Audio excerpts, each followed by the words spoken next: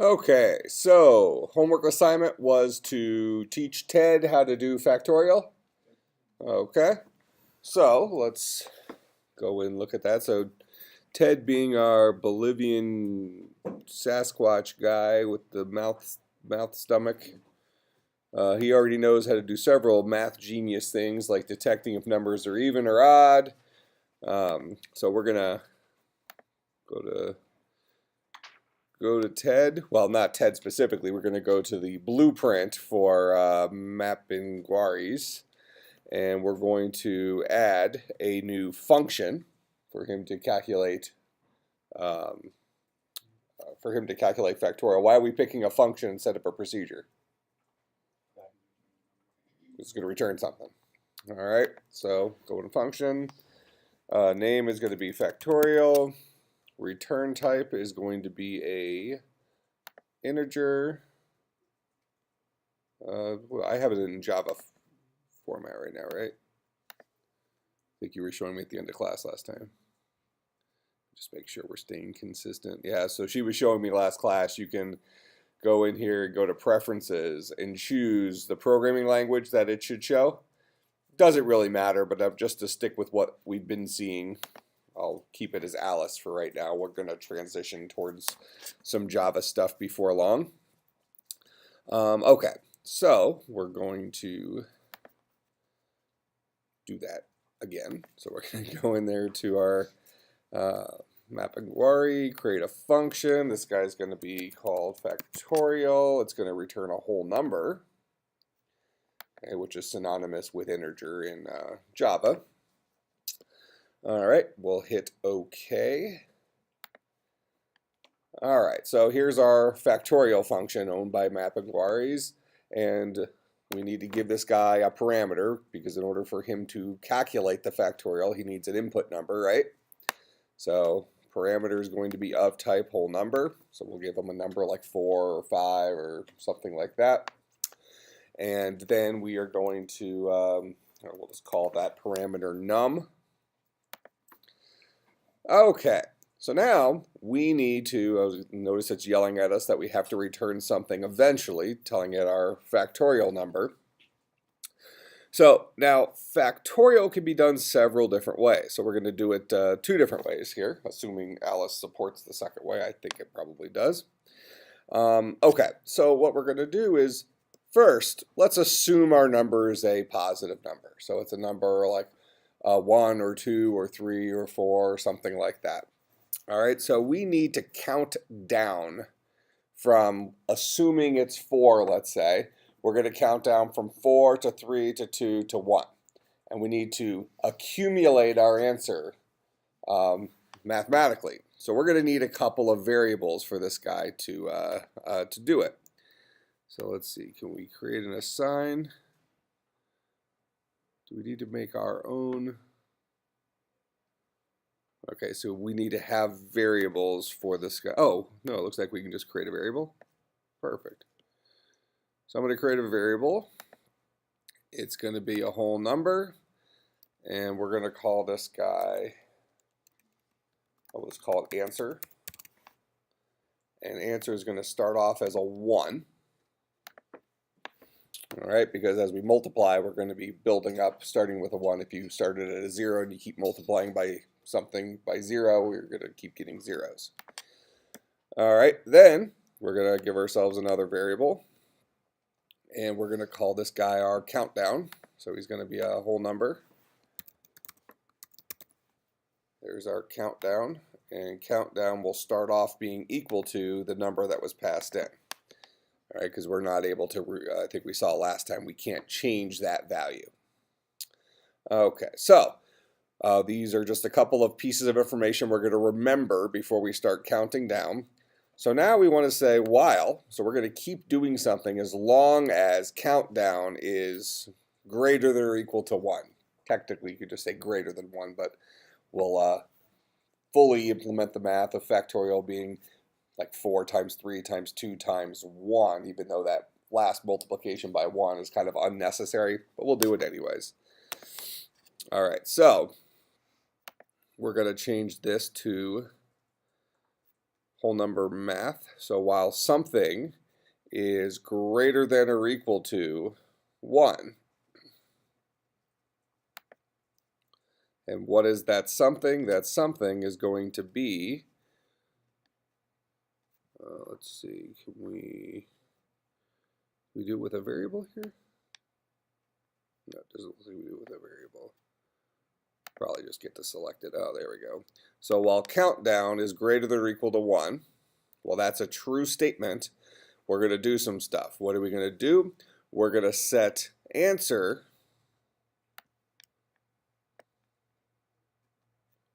equal to whatever answer is currently equal to, so I'm just going to turn it into a math formula, multiplied by countdown. Okay, so answer times the current value of countdown. Then we're going to adjust the value of countdown to be equal to the current value of countdown, converted to a math formula, minus 1. So we'll reduce the value of countdown. So if countdown happened to start at 4, go ahead.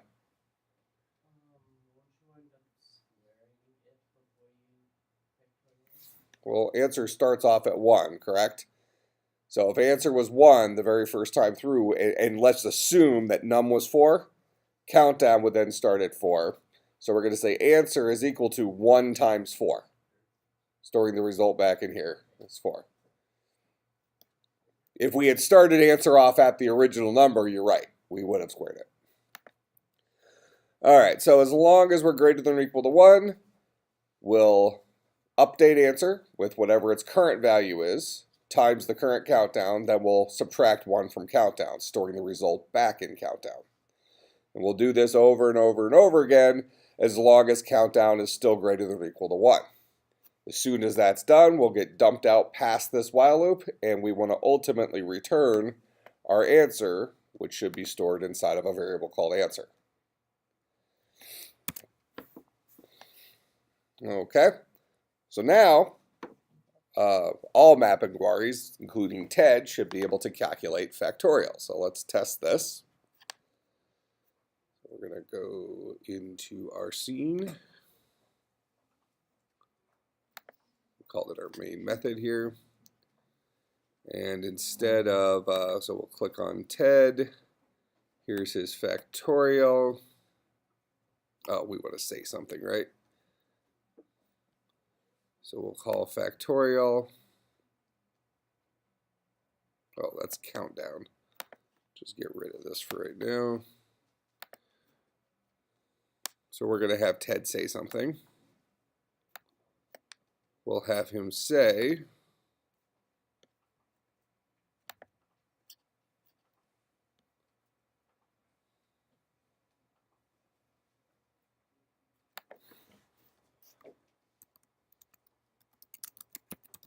the factorial of, actually let's just test it on 4 initially. Factorial of 4 is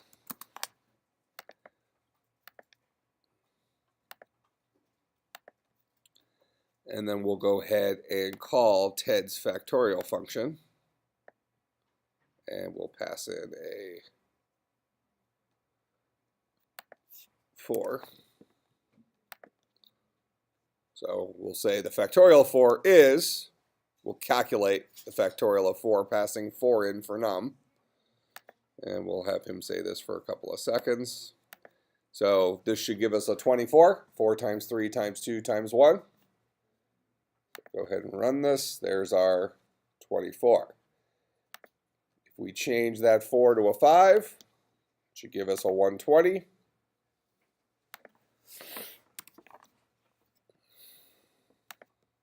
There's our 120. So it seems like he's calculating the factorial. So now instead of hard coding in a 5, we can ask TED to go ahead and get an integer from our end user.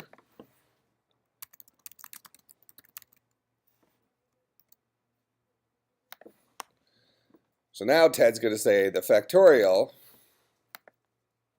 Let's just modify this because we're not going to assume 4 anymore. So he's going to say the factorial is, we're going to have Ted go ahead and grab a number from the user. We're not storing that number anywhere, well, for us to access later, but we are passing whatever number we get in as a parameter to factorial. So num is going to be equal to whatever we read in from the user. Factorial is then going to do its thing in terms of num. It's going to spit out the result, which should be the factorial of whatever num was. And then Ted's going to say the factorial is that answer. All right, so if we put in a 6 here, hit OK, Ted says the factorial is 720. Make sense? Now, what if we wanted Ted to say what the factorial number was? So instead of Ted just saying the factorial is 720, we want Ted to say the factorial of 6 is 720. What would we have to do? So right now, when I put in a 6, Ted just says the factorial is 720, which is the correct value for the factorial of 6. That's 6 times 5 times 4 times 3 times 2 times 1. But what if I wanted Ted to actually say the factorial of 6 is 720? Or if I were to enter in a 7, he should say the factorial of 7 is whatever that number is. Multiply them.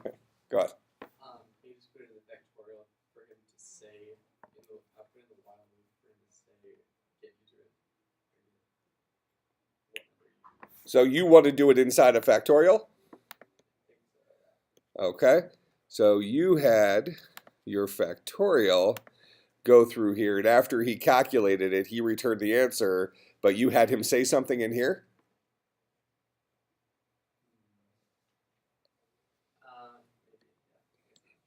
Okay, so, I mean, there's nothing necessarily wrong about that, but we want to consider what the purpose of a function is. So, in our case here, we have a function called factorial. This guy's one and only job is to take a number in and spit out the factorial of that number. We don't want him doing a whole lot of chit-chat to the rest of the screen, because if he's saying whatever the factorial is in this function, now all of a sudden the utility of this function has reduced for future uses. If we decide we're going to use it for, need factorial again in some other part of our program, and all of a sudden we have, maybe we're even, asking a different guy who's, maybe let's say that guy's a mute. He's not allowed to say stuff, and all of a sudden we have him saying stuff. It's probably not gonna fly. So I guess at the end of the day, you probably want your functions and your procedures to do only what they're intended to do.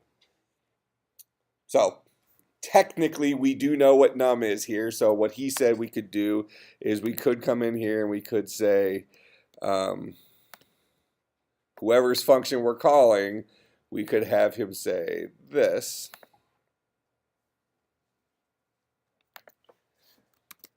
The factorial of,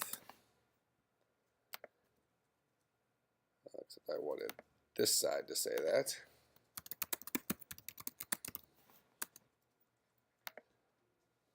And then we could just put in the value of num here.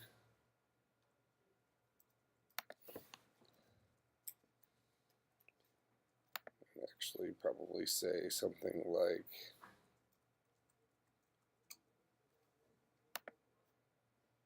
well, we could probably leave it like that. Factorial of num, then it comes down here, does all of its math, returns the value. We come back down to our, let me get rid of some of these other ones so they're not clogging up our screen here.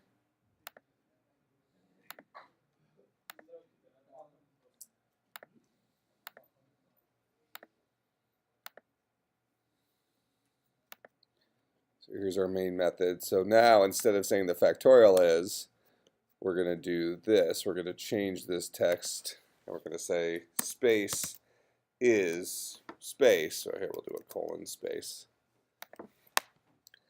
Because now what's going to end up happening is we're going to call this function, and this will actually be interesting to see how functions are actually called. Typically, this would not print until this happens. So we're going to be This should say the factorial of 6, and then that'll go away after the 1 second or whatever, and then we'd see is the actual number.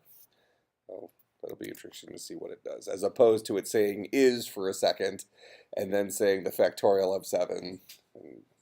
I think it should be the thing I said first. So if we say 7 there, the factorial of 7 is 5040. All right, so technically that pulls it off. Okay, but again, we are doing some stuff inside of our factorial function that maybe we wouldn't think of as being a generic thing.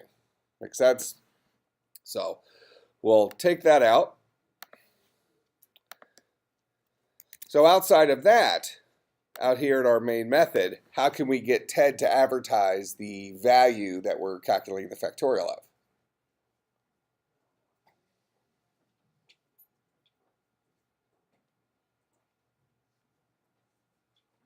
When do we use variables? When we use something more than once. In this case, do we need to use something more than once? If we enter in the number 7, I want TED to be able to say the factorial of 7 is. I also want TED to actually be able to calculate the factorial of 7 by passing it to his function. Both of those things need to occur. Make sense? So we're going to go ahead and read into a function then. Or read into a variable then. So we'll drag a variable out here. And this variable, by us dragging this variable out here from here, we're inside of our main method. Who will own this variable? When I drag it out here and I'm creating a new variable, it's going to be of type whole number, and we're going to call this user input. And we'll initialize it to 0. That's fine. And we're going to replace that. We're going to get an integer from the user.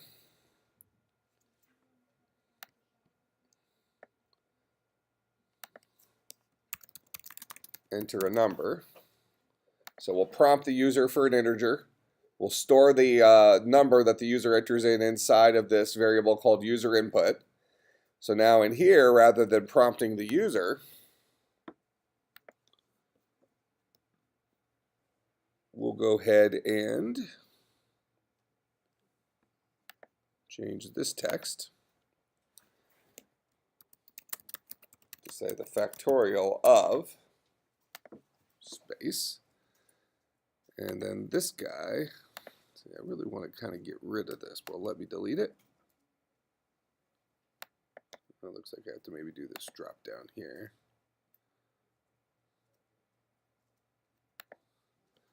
So the factorial of space user input, and we want this guy to become a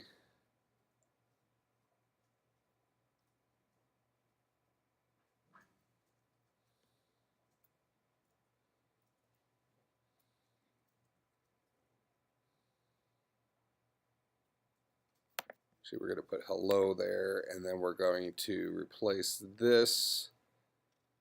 There's our whole number, and then the second one should just be a space is colon. So we're building a string here. We're concatenating a string that's going to say the factorial of space followed by whatever the user input was, followed by a space, followed by is colon space. Then we need this guy here to turn into something a little bit broader.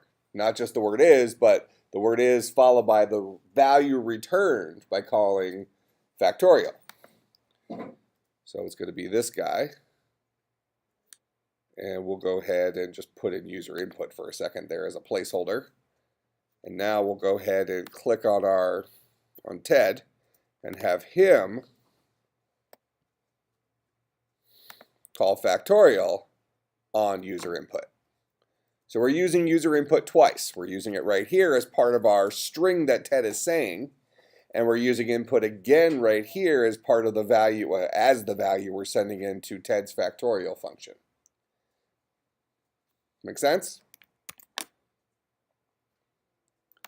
Now when we run it, we say 7. TED will say the factorial of 7 is 5040. All right, so getting back to my previous question, we created a variable right here. We used this guy right down here. We drug a variable up, and we created a brand new variable. Who owns this variable? The scene. Why? So that way you could use it with anyone that you have there, not just the tag. Okay, that might be what we want. So the question is why is that true here? Why is what we've done make what you said we want true? I would agree. It seems like it would be handy to be able to read in user input and kind of have it as a variable that anybody could possibly use, right? Rather than it be kind of Ted's secret. But why have what we've done here, why is our current code accomplish what you're saying we actually want? It does, but why? Just because we did it inside the main method instead of inside the Okay, true. Why is that? Who owns the main method? scene. Scene owns the main method. So the main method here is a function of the scene. Well, it's a procedure of the scene actually, but it's the scene that owns that method. So anything that's created inside of that method is done in the context of what is owned by the scene. All right. So this is, and let me show you some interesting code here. So this is something she showed me last class. We could look at preferences, and then there's this thing called Java code on the side. This is a little bit little, I guess.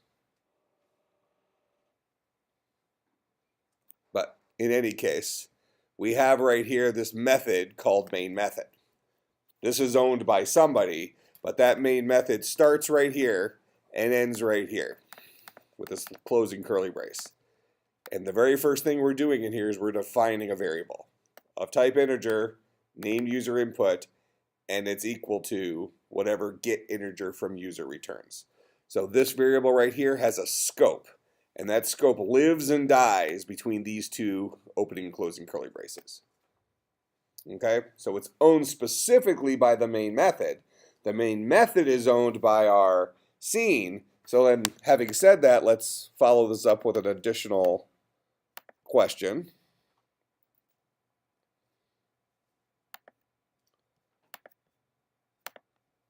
Does that mean out here inside the initialize event listeners, which is kind of our starting point for any of our Alice programs? Like this is just given to us. We don't have a whole lot of control over this, right? Do we have access to that user input here? This is owned by the scene as well.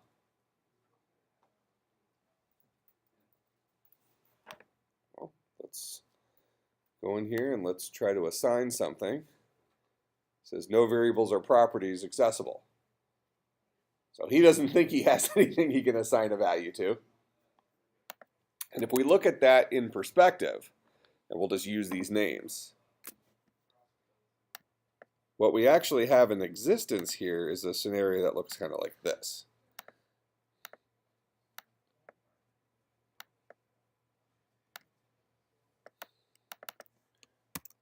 We have our scene.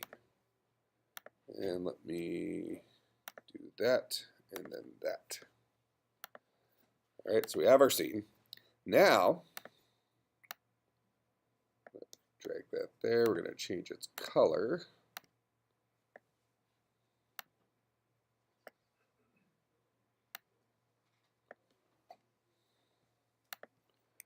And this guy's called Add Scene Activation Listener. Fair enough. Add Scene Activation Listener.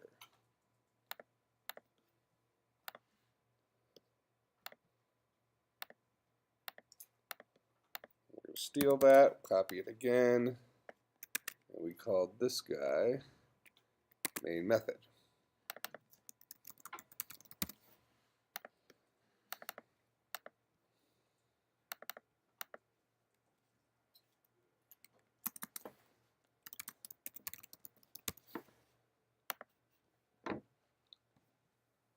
So when we talk about scope, the scope of a variable, where a variable is accessible, our scene kind of looks like this in our current Alice program.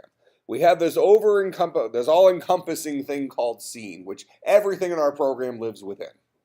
And inside scene, we have two procedures. All right, so a scene has this add scene activation listener procedure, and a scene also has a separate procedure called main method. There are three scopes on the screen right now. We have one scope that governs everything. That's up here at the very, very, very top level by the scene. We'll have to see if we even have control over that one. Then we have the scope that is inside of this procedure called add scene activation listener. We could have local variables defined in there. Those variables will be accessible anywhere within here. So as an example, if I come in here and I try to create a variable, I could throw a variable up here, and this guy would be, let's just make him a whole number, local var, and we'll set him to 0 initially. So now inside of add scene activation listener, we have a variable called local var. So we can go update our thing over here. Now we have a int local var is equal to 0. So this variable lives and dies with this procedure. This variable lives and dies with this procedure, but they are separate from each other. Make sense? So the scope of this variable is to this procedure. The scope of this variable is to this procedure. Now let's see if we can put something at a higher level. Can we do something at the actual? So here's scenes built-in procedures.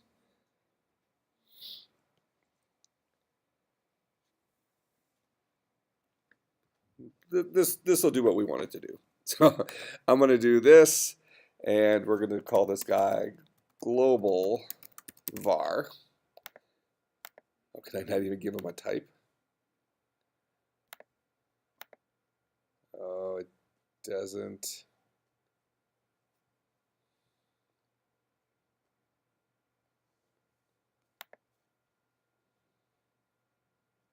It's scene property from, oh, here, this guy.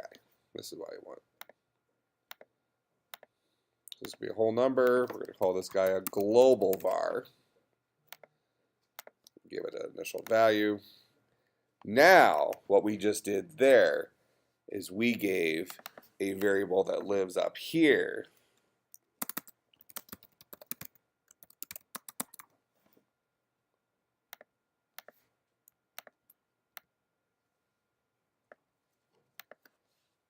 everything inside the scene has access to this guy. That make sense? Let's make sure Alice agrees with it. I think it should. So if I come in here and I try to assign a value, there's my global var. So this guy thinks he can do some stuff with with our global var. Here, we'll set it to 1 in here. Similarly, if I go to my main method and I try to assign a val, he seems to be pretty happy with being able to access global var as well. All right, so both of these individual scopes, both of these procedures have their own local variables, but then they also have access to variables that live within the scope even higher than they are. That makes sense? Now, when we come to our main method, what else lives in our main method right now? No. Indirectly. Indirectly, yes. Who actually lives in there? Ted. We got Ted in there. All right, so inside of our main method, we brought into existence an instance of our whatever that weird name is. And so that's where Ted lives. All right, so we have a local variable in there. He's not a whole number like this guy. This guy is our Bolivian Sasquatch. Okay, a little bit different kind of type. All right, so but these are both variables, right? So inside of our main method, this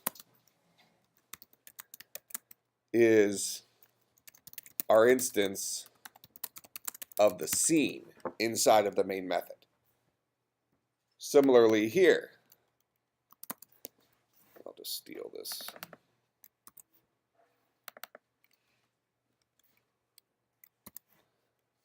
this is our instance of the scene. Okay, that's a variable we've seen thrown around, is this idea of this. And I think I gave a definition of it at some point, didn't I? I said this is how an object refers to itself inside of itself. Does that sound right? Should have a... maybe not. Well, let's go ahead and define it.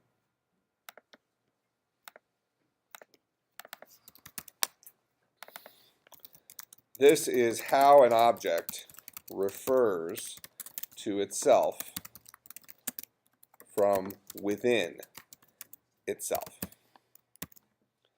Right, so an important concept here is that the this keyword has different meanings depending on what scope you're in. If I'm in this scope, this refers to the object in which I'm living, which is actually our scene. If I'm in this scope, it's also the scene. If I'm in this blue scope, it's also the scene. That makes sense? But now, if we look at some of our other scopes, I'll just steal this.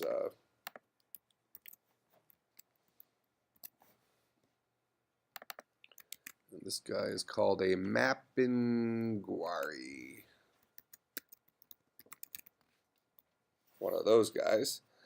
And Mapinguaris, I think as of right now, we have a single property called userInt. So let's just visualize what we have here. So there's our userInt inside of Mapinguaris. Mapinguaris also have a say even or odd, a countdown.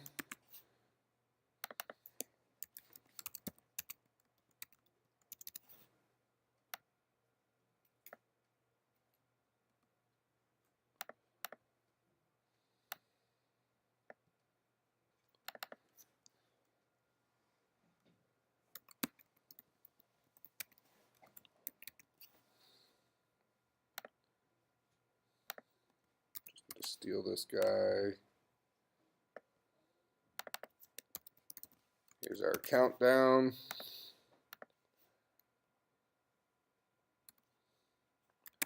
What else do these guys have? Is even, is odd, add nums, factorial has got a lot of crap. So let's just throw our factorial in here for right now just to save ourselves some space. And I'm going to change the color of this guy to make him green.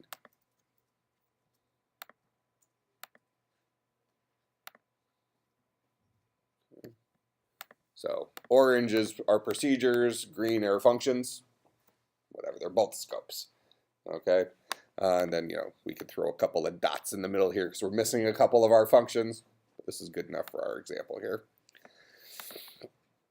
So inside of Mapinguari, we have a global variable called userInt that is only accessible within Mapinguaris.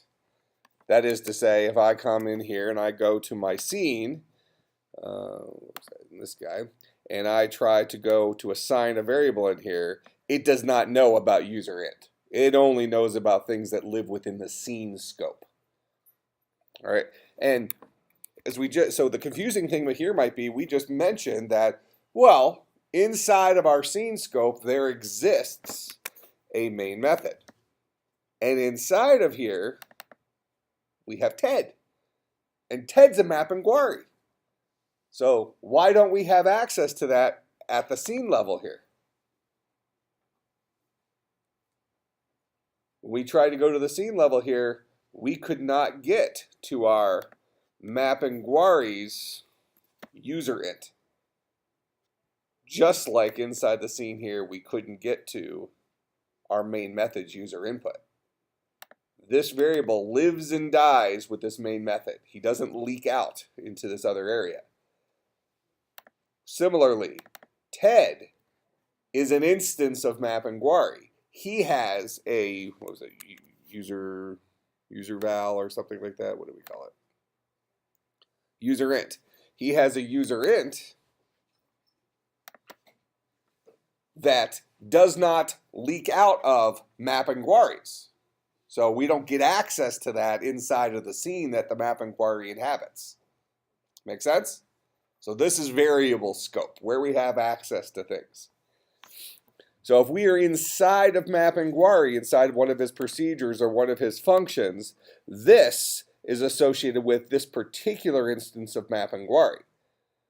In our world right now, in our scene, we have a single instance of map inquiry that we named Ted. All right, so in our context, this is how we refer to Ted from within one of Ted's functions or procedures. As opposed to out here, if I'm in here, this is how I refer to the scene from within one of the scene's functions or procedures. So that same variable name has different meanings depending on its context. Make sense? All right. Now, let's look at something called recursion.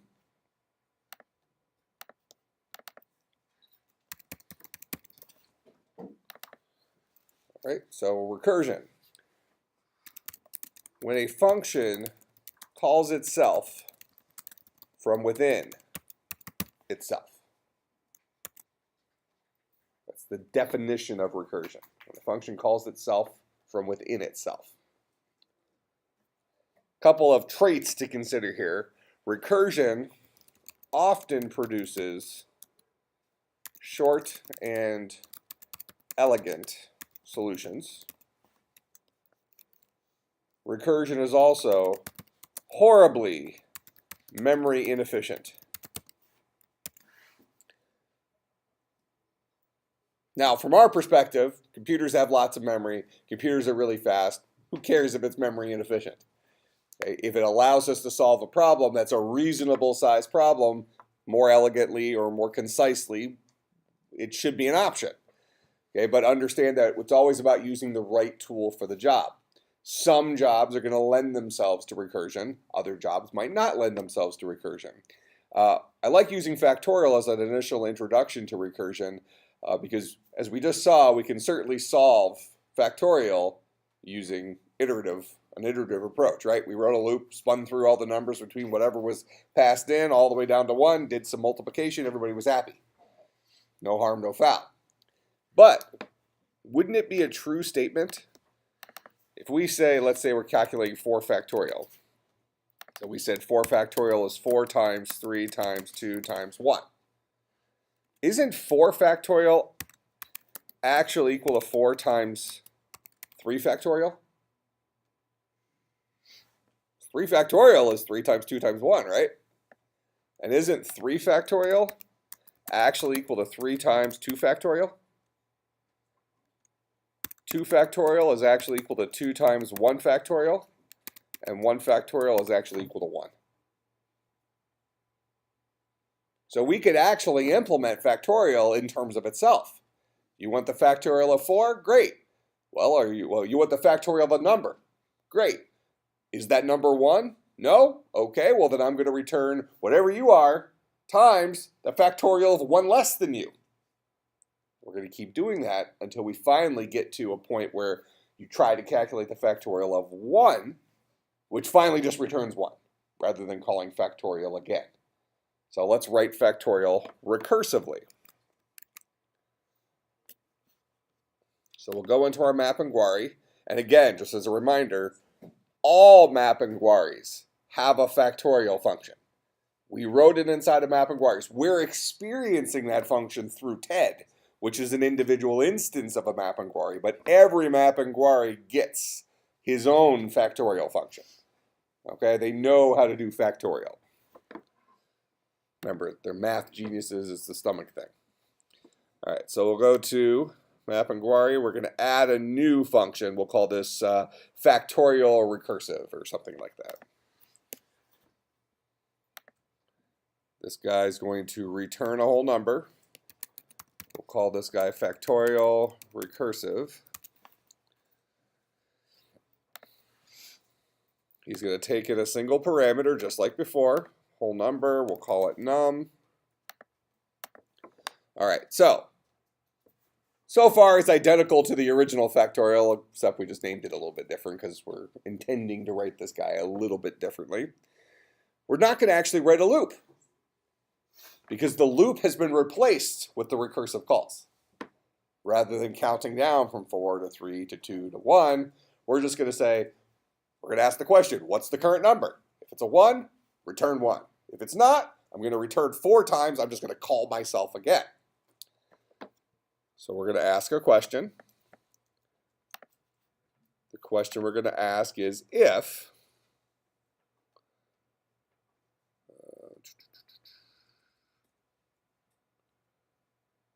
num is equal to 1.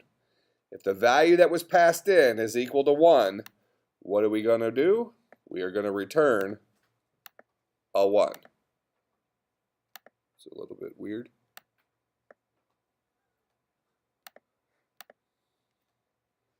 That's from when you try to assign something. What's still stuck there? Yeah. Oh, very nice. All right. It's a decoration. Okay. So if num is equal to 1, we'll return 1. Otherwise, we're going to return something. What are we going to return? We're going to return num, except we're going to modify this. We're going to return num times, we'll just say 0 for right now. And then what we'll do is we'll come into our functions for this. In this case, this is our mapping query. Notice they even put the little picture next to them, what this refers to. All right. So inside of here, since we're writing a function called factorial, or factorial recursive, inside of a mapping query, this refers to this particular instance of mapping query. That is the guy who's calling the factorial recursive function. And he has a function called factorial recursive. And we're going to pass this guy the current value of num minus a 1. So if num is equal to 1, return 1. Else, return num times recursive factorial of num minus 1.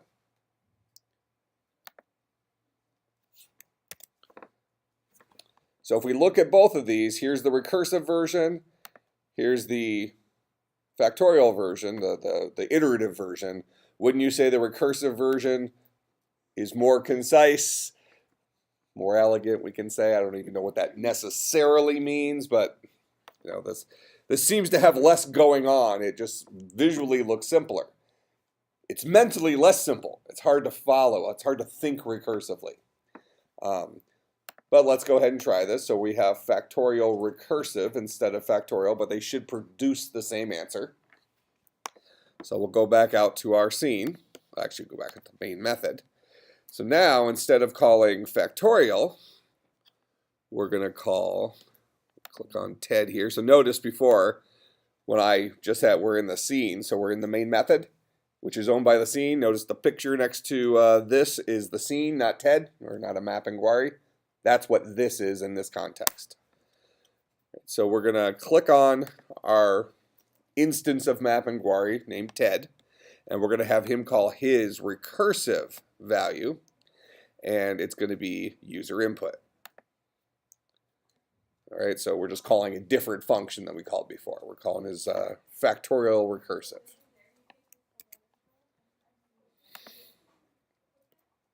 We'll go ahead and enter a number. So we're going to say, well, here we'll do 6. Okay, factorial of 6 is 720. Same answer we had before, but calculated through recursion.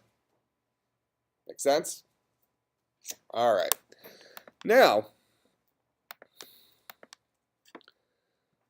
it so happens that TED is very, very, very good at math. We've already discussed this.